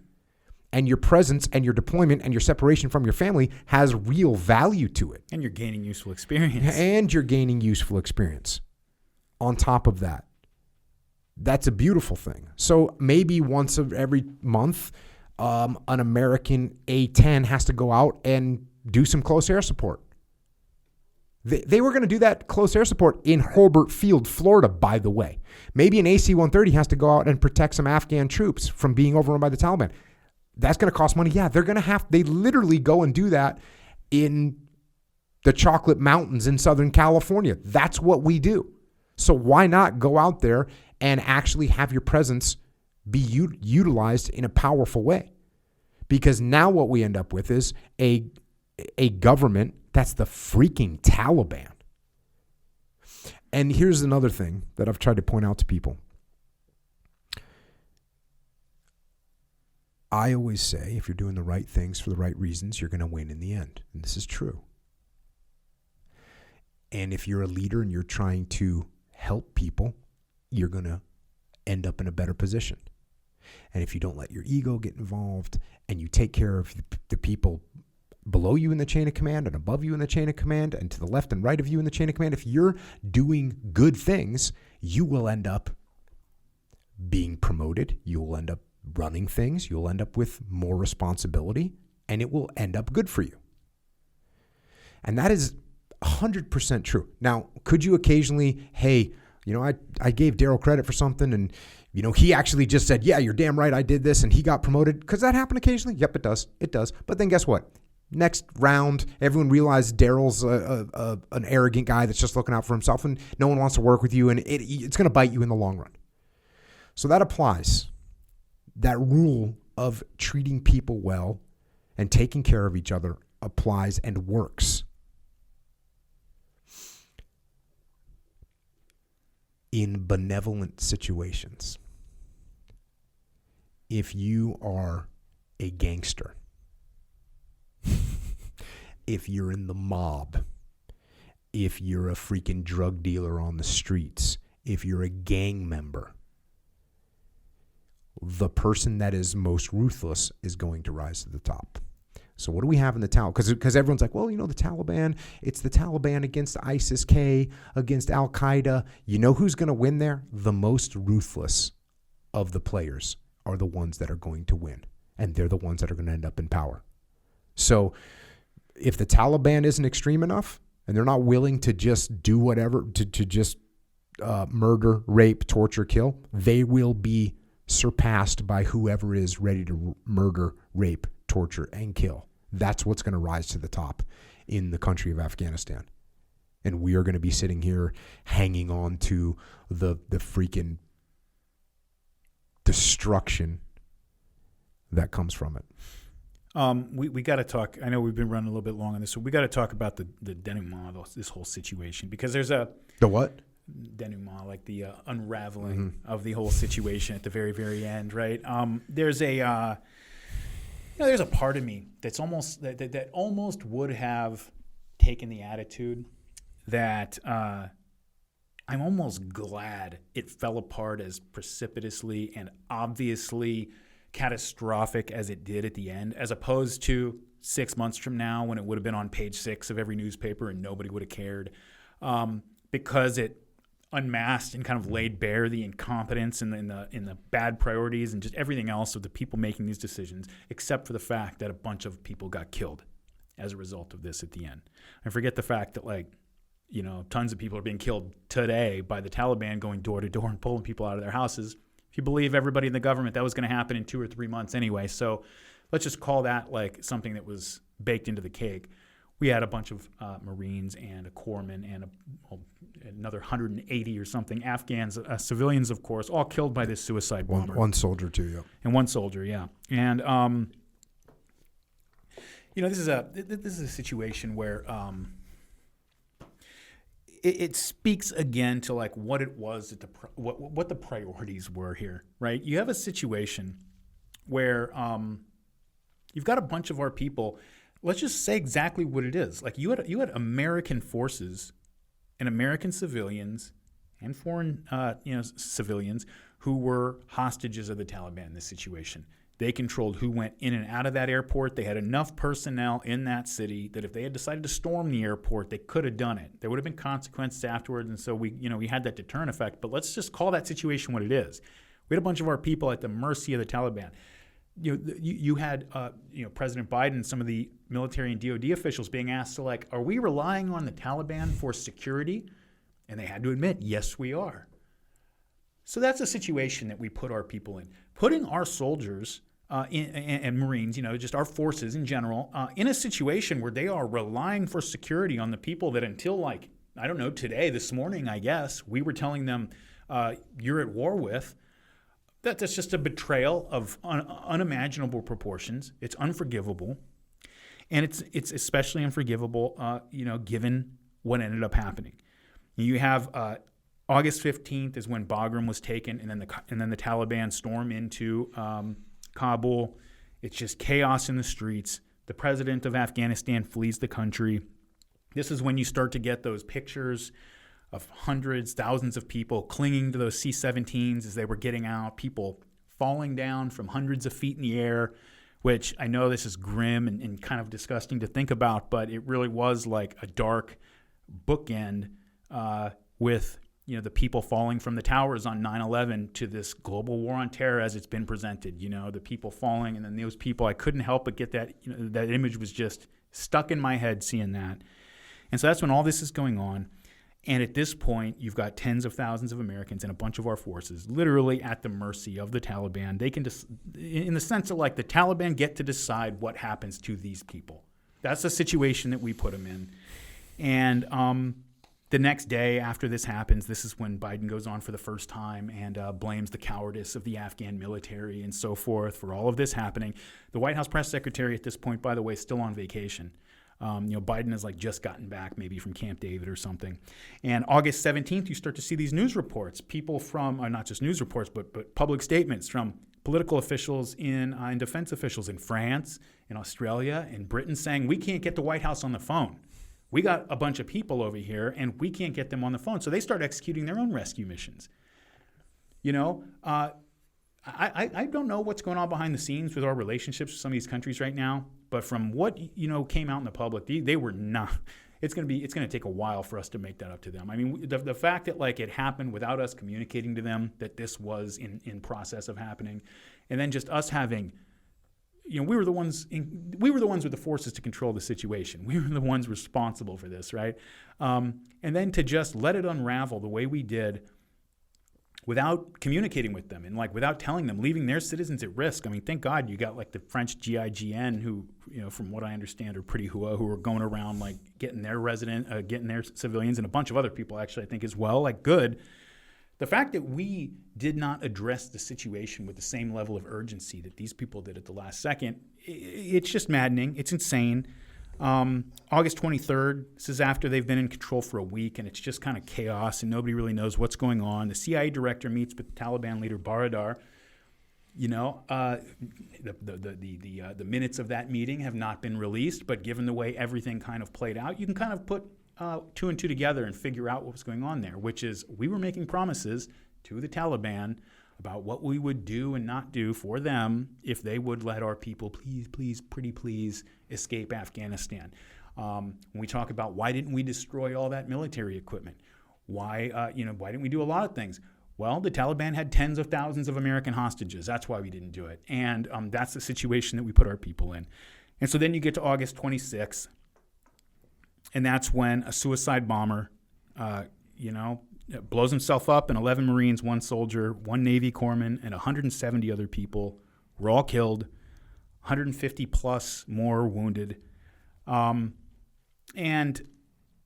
you remember the press conference that Biden gave the day that happened, or the next? I think it was maybe the next day that it happened. It was just, he comes out and it's all very somber. We're all just very, very saddened by the tragic sacrifice of these men and women, which fine, that's all true, and that's great for the funeral. There are still thousands and thousands of people there right now, surrounded by the people who did this, and that's not what I wanted to hear. I wanted to see somebody stride out to the platform and say, okay, enough games, enough bullshit. Here's what's going to happen. Okay, we are landing forces right now. They're going to push out a security perimeter, et cetera, et cetera. That's what I want. You didn't get that. Why? Because you start to wonder about these people's priorities and what's really driving their decisions. I mean, like, you get to, like, think about, like, so shortly after, the day after the suicide bombing, we somehow, miraculously, find the building, the house that, first of all, we find out who it was, the ISIS-K leader who hatched the plan to do that suicide bombing. We find out who he is. He's in Jalalabad, like 60 miles or so due east. We don't have any intelligence assets on the ground, so I don't know how he did that. The CIA Eagle Base in Kabul had been destroyed, like, over the last couple months, and had been completely finished, like in the weeks prior.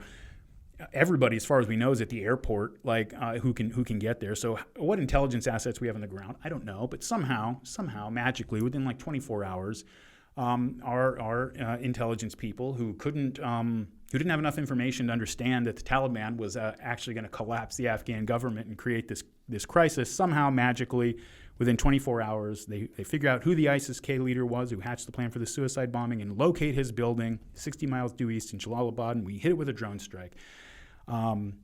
Hooray, maybe that was part of the meeting that we had with the Taliban, like, you're going to tell us at least somebody worth killing here, and,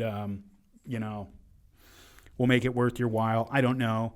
But I want to talk about, sorry, excuse me, something in my eye there.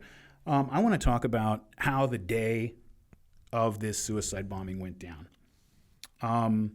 Because I sent you a series of text messages that were coming in. There was a pro-Marine Corps, veteran Instagram account that published these things. They protected the names and the pictures and so forth. But these were text messages coming in from Marines who were there in Kabul as all this was going down. And they're talking about this situation to this guy. And I've actually, like, heard somebody, a guy that I have been following for many years, about 15 years, who I trust and I've spoken to before, who spoke to the guy who runs this account and to his satisfaction, verified that all this is true. And so I have full confidence that it is. And so these are text messages coming from Marines in Kabul to Marines back in Pendleton and other places, describing what's going on there as it's happening. I don't know if you'd seen these before I sent them to you. But no, I hadn't seen them. It's really a cherry on top of the whole thing, and it's maddening. It's absolutely infuriating and maddening when you read them. Yeah, I mean, jumping into some of them, you got a guy that's stateside. Why were you guys police calling? Meaning, like, so police call is like cleaning up. I don't know. I don't even know how we end up calling that, because you could say, like, police up that area, yeah, right? That's so they keep talking about how they are made to clean. And so a Marine that's over there came from higher. We had to police call the PAX terminal where the civilians were processed. We didn't even get rooms to stay in like the other units. We slept in the gym. We picked up water bottles, MRE trash, and shit paper. Reflipped vehicles to upright positions.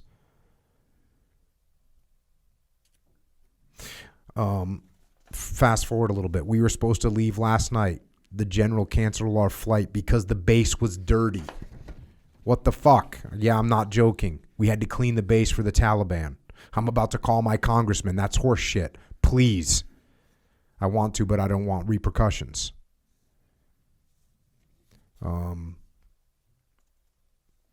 Fast forward a little bit. So we drop a bomb on the ringleader in less than 2 days and took out a VBIED today, but couldn't stop the S-Vest that we knew was coming for 2 days.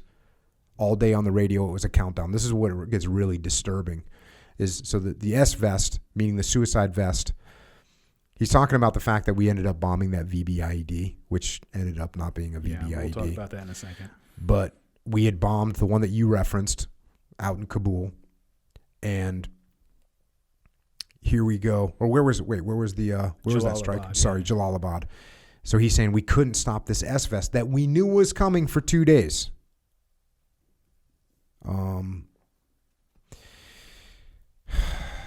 Well, read what he says. He says the Marine gets back to him and says, "That's how I was back in the day." He's kind of responding to what he was saying first. He says, "That's how I was back in the day, but those days are over, brother." Then he says, "Wait, what? There was a countdown?" Yeah. Then he says, "Yeah, pretty much. It wasn't that accurate, but it happened an hour after the last radio transmission about it. They said 10 minutes an IED is about to go off. 2 minutes an IED is set to go off. And at 16:27, an IED is going to go off.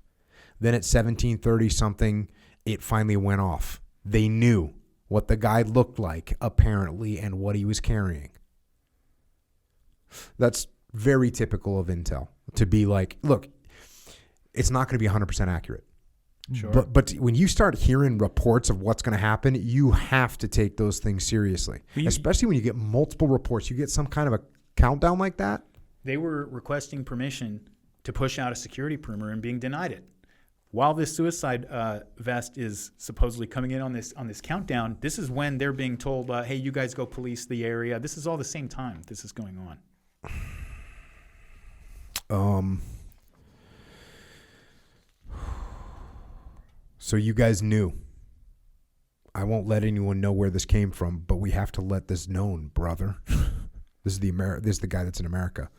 The picture you posted is true. We had to police call even though there was credible threat of the possible S-Fest, and up to 10 military-aged male came over the Abbey Gate wall with AKs. Then we got back on PAX, set up a security posture, and then they still had dudes go back and continue police calling. Again, that means cleaning. So we got a major threat, and we're trying to set up security, and they go, hey, no, but come back over here and clean. We got guys coming over the gate with AKs, and we get told no. And part of what cleaning means here, by the way, I think maybe it's in there later, I can't remember if I included it, is, we're not just talking about cleaning up water bottles and stuff. They're talking about, they were making them go around and scrub off any graffiti where people had written, like, fuck the Taliban or fuck ISIS, because they didn't want to, I guess, leave any inflammatory messages behind. So compare that with your Iwo Jima anecdote, by the way. You can see here's a Marine saying, I re-enlisted a year ago, but I'm wanting out, man. I want to do something that actually makes a difference, not work for a corporation that doesn't give a fuck about my guys. We've run into countless people who've said, that's what we signed up for. It's no big deal, or this wasn't Biden's fault, or why set up drinks in a bar for people like that? Half the country cares, half the country doesn't give a fuck. America is beyond fucked up. The guy that's in America says, brother, I served in 2-1 for 8 years, deployed with them 4 times. There's always going to be people like that.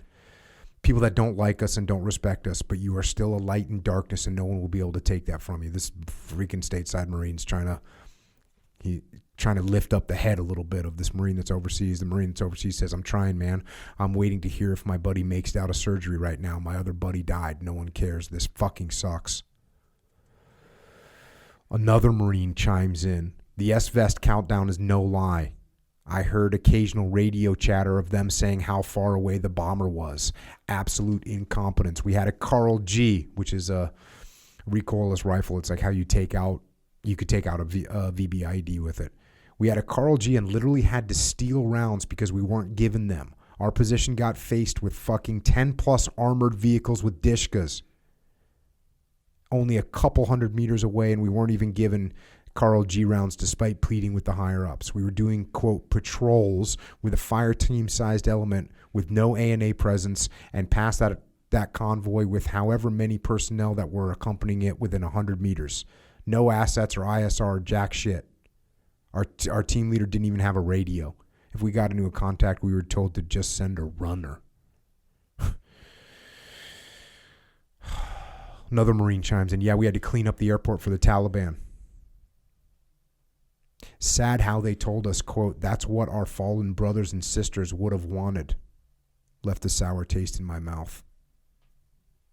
They said that? The stateside Marine says, yeah, we had to cover up everything that said fuck ISIS and the Taliban because, quote, that's not what the fallen would have wanted. And they say the same thing, but for cleaning. Another Marine chimes in. It's super fucked up because at first we were only taking people with visas, green cards, or U.S. passports. Then we just started letting everyone in because Biden wanted a number quota. And once we hit that quota, we stopped. They totally fucked the people with the actual SIV cases. There's another Marine that describes sending desperate Afghan civilians back to the Taliban. And the stateside Marine says, how are you holding up emotionally? He says, not great. I've had a really rough job that the news fails to show. I have to drag men and women and children and fathers and mothers pleading and begging for their lives out the gate to the Taliban because they aren't on a list. Another Marine describing the same situation, pushing back fathers holding crying 3-year-old boys as he pleaded with me, and all I could do was hold the kid's hands or hold onto his shoulder and tell them I'm sorry, but he had to back up. People so fucking desperate for me to do what I wanted to do, but I couldn't because of the nature of what we're doing. Grown men and women with babies asking us to kill them because they'd be happier getting killed by us than the Taliban. People handing us babies and running away, trying to get into a line and abandoning their children. Or worse, leaving them to drown in a waist-high river of shit because they wanted to cheat and get up closer to the next step. And a final Marine says, I can tell you some guys are really going to struggle when we get home.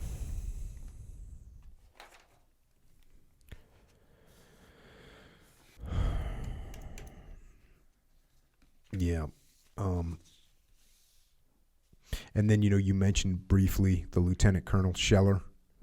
That's right currently in the brig. Because he posted a video basically asking for accountability. I think then he continued to post stuff. I think he got told not to post stuff. He continued to post stuff. They put him in a brig. I think the last thing he posted was, have the MPs standing by for me. This is a very, it's almost the exact same thing that David Hackworth did that got him drummed out of the Army, right? He went on the news media and said, if we don't change how we're fighting this war, we're going to lose.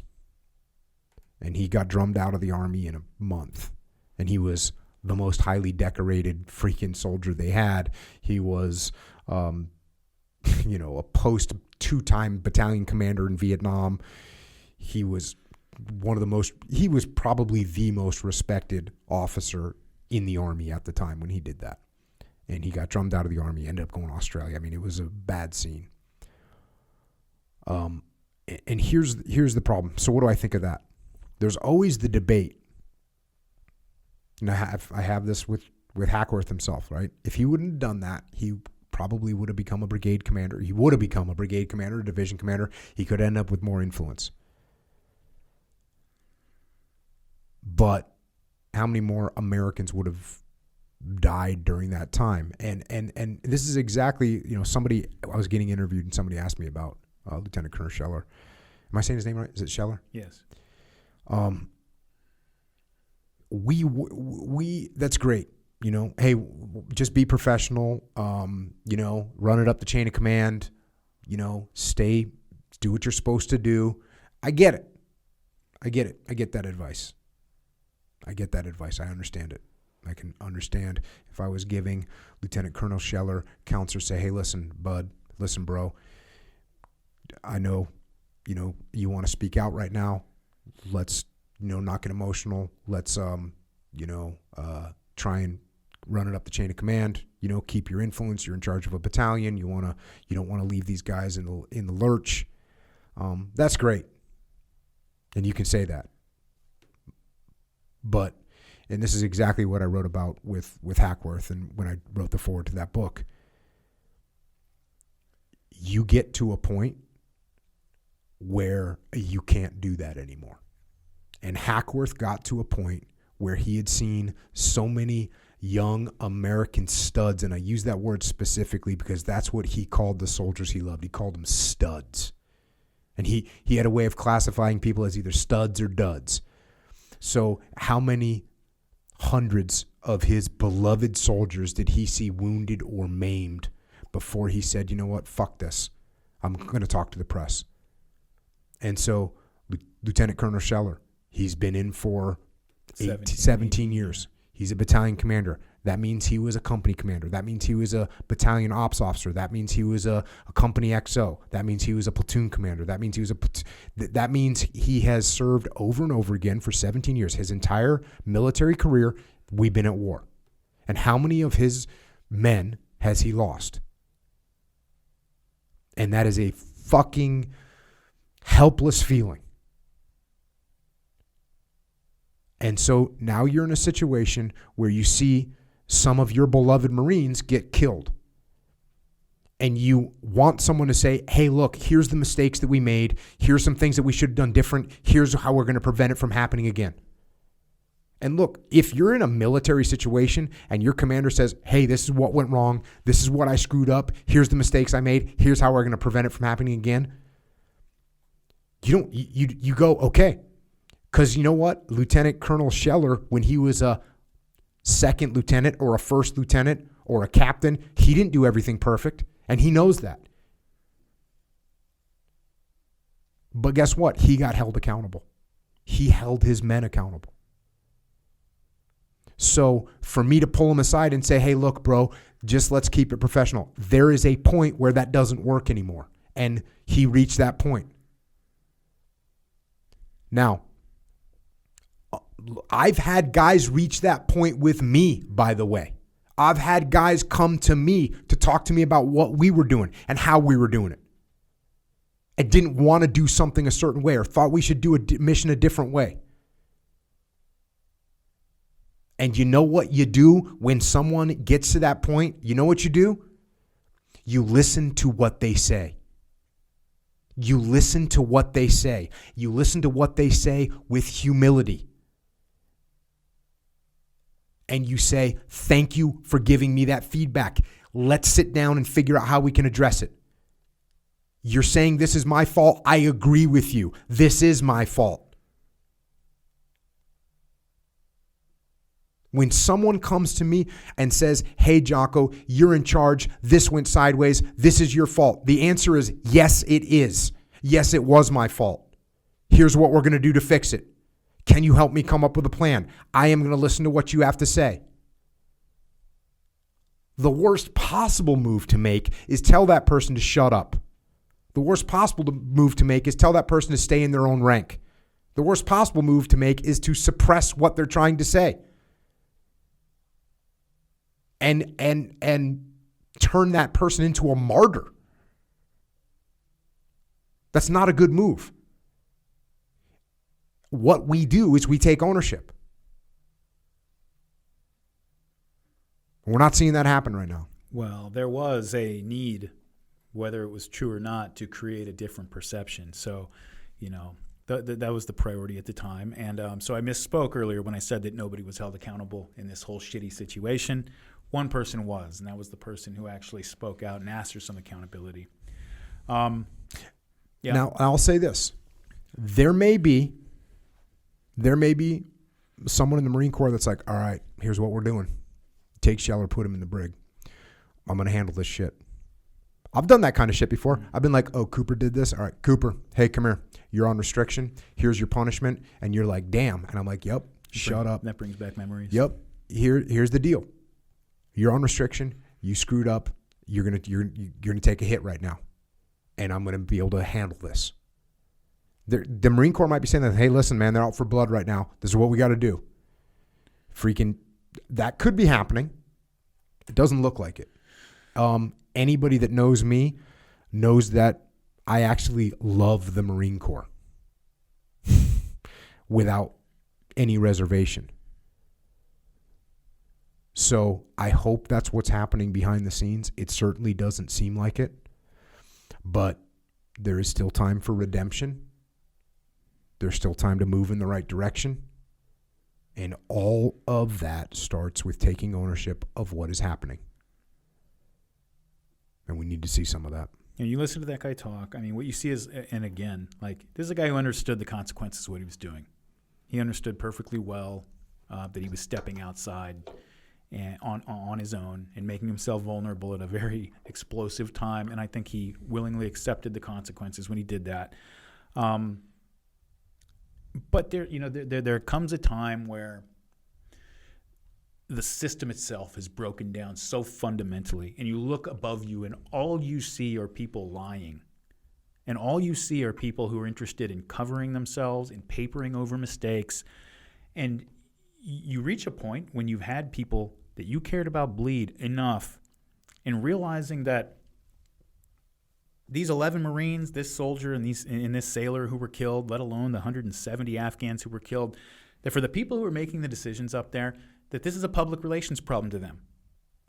And at a certain point, you can't just keep your mouth shut anymore. Yep.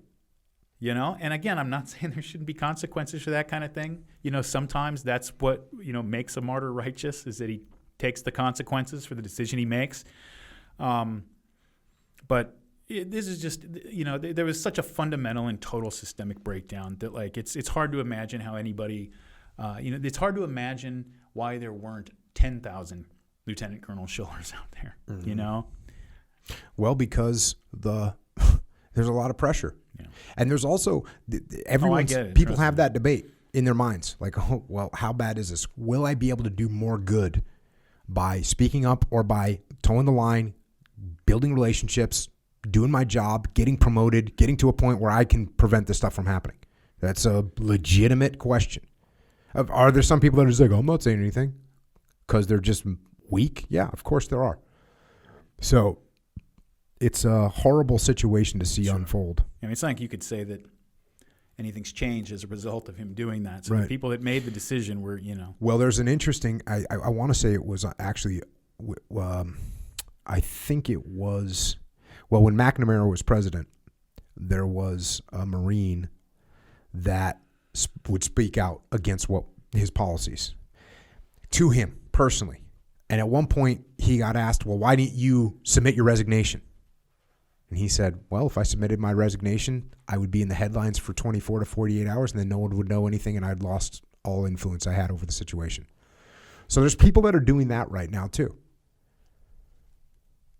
And I hope that between the people that are speaking out or the individual that's speaking out and those people that are trying to work it from inside the system, and trust me, there's all kinds of incredibly patriotic, brave, and outstanding character humans inside the Army, inside the Marine Corps. I know them. I know them. And they will do their best to make this stuff right through their own methodology. So the only other thing, I mean, this is obviously a podcast that we could talk about for a very long time. The only other thing I'll say is this, or the last thing I'll say right now. From a strategic perspective, as a human being, as a nation, as a former military person, as a dad, the idea of imposing your will on people, the idea of imposing your will on subordinates, the idea of imposing your will on your kids or your family, the idea of imposing your will on other people, and the idea of imposing your will on countries seems expedient. It seems expedient. It seems like the easiest way for me to rule my platoon is to say, hey, everyone shut up, this is what we're doing. It seems like the easiest way to guide my children is to say, shut up, this is how I want you to do it. It seems like the easiest way to build a nation is to say, shut up, this is what you're going to do now. And even if you made those statements a little bit nicer and took away the shut up and you just made it, this is what you're going to do. This is how we're doing it. This is what you owe me. This is the way you're going to run your country. Even if you made it nicer than that, if what you're doing is essentially imposing your will on other human beings, it is going to be a fight and it is going to be a struggle and it is most likely in the end not going to work. Now, if I am a tyrannical leader, I can make it work for some period of time. I can make my subordinates fall in line for some period of time. I can make my children obey my commands for some period of time. I can make a nation behave the way I want them to behave for some period of time. And during each one of those periods of times, I have to be there watching, imposing, threatening. But the human will cannot be underestimated. Not in a child, not in a subordinate, not in a country. And if we underestimate that human will, we are going to end up losing. You impose your will on your children, you're going to end up with a rebellious kid that's doing nothing that you asked them to do or nothing that you want them to do. You end up with subordinates that you impose your will on all the time. With a minute they get the chance, they're not doing what they're supposed to be doing. And they're going to push back against you. You're going to have a mutiny. And a nation, you try and impose your will, you can impose it when you stand over them with the sword. And by the way, that's what the Taliban's going to do right now. They're going to stand over that nation with a sword. They're going to impose their will. And as long as they impose their will with violence and threats, they'll be able to maintain control. We've seen that before. What did Saddam Hussein? We covered that on this podcast. Saddam Hussein imposed his will on his country with a sword and with chemical weapons. So that seems like the most efficient way, but it's not. It's not the most efficient way to lead your children, your family, your platoon, your team, your company, or a country. So when we roll into these countries and we think that the best way for them to be is the Western way, it's not the right answer. You can't impose it on people. What you have to do is you have to allow people to discover the truth for themselves. That's what you have to do. You have to allow them to see the benefits of the way things are going. That's what you have to do. And it takes longer. It appears to take longer. It appears to take longer. But in the end, it is infinitely more efficient. And that is a attitude that we haven't quite figured out yet. Many leaders haven't figured out on a personal level in their family. Many leaders haven't figured out in a company. And we as a nation certainly haven't seemed to figure out yet that in trying to impose our will forcefully is less efficient than allowing countries to develop and find the truth for themselves and learn for themselves the benefits of freedom, learn for themselves the benefits of free thought. And if we allow them to do that, that will be a lasting cultural change, not imposed by us, but grown from their own minds, and therefore inherently becoming a part of the way that they live. And that is something we need to keep in mind. And we need to keep in mind, and I know this audience is going to have any problem with that, that any criticism we might have for some of the leadership decisions that are taken, the Marine whose text message we read is correct, that the sailors, soldiers, airmen, Marines who are out there, you guys are a light in the darkness, and nobody can ever take that away from you. That is the absolute truth. All right. I think that's it for now. Thanks for tuning in, everybody. We appreciate it. Thanks for subscribing.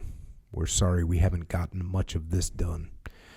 We've been busy, which just sounds like a big excuse to me, but we're working. In the meantime, some of the things we are busy with is our other podcasts. I have a podcast called the Jocko Podcast. I have a podcast called the Warrior Kid Podcasts. I have a Grounded podcast, and I have the Jocko Underground, which you can access through jockounderground.com. Darryl has another podcast, and his podcast is called Murder Made. And he also now has a subscribers-only feed at murdermade.substack.com. And you can support all these podcasts through Darryl's Substack. You can also support these podcasts by getting some gear from jockostore.com or originusa.com or from jockofuel.com, which we are drinking these tasty beverages right now. I'm pretty deep right now. I've been podcasting for quite a long time today. And I also have a leadership consulting company that can be found at echelonfront.com. And that is it for now. Thanks for listening to us. as things unfortunately continue to unravel.